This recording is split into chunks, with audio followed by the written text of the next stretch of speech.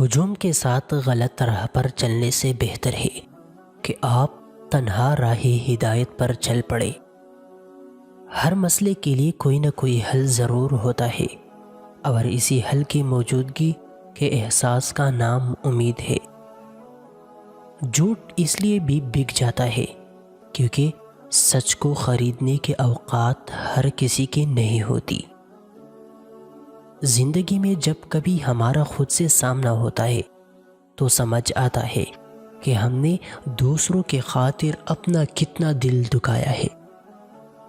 پہلے کے مسلمان اسلام کے مطابق زندگی گزارتے تھے، اور آج کے مسلمان اپنی مرضی کے مطابق اسلام کو چلاتے ہیں۔ تمہاری نفس کی بہتری کے لیے اتنا کافی ہے کہ تم ان چیزوں سے دور ہو جاؤ جو تمہیں دوسروں میں نہیں پسند۔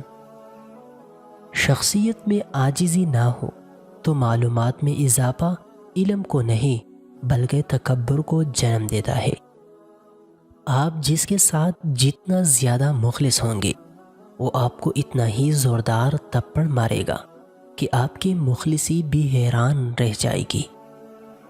جس معاشرے میں اچھی اور معیاری تعلیم مہنگے داموں بیچی جائے، وہاں قوم کی فکر کرنے والے کے بجائے ذریعہ معاش کی فکر کرنے والے ہی پیدا ہوتے ہیں۔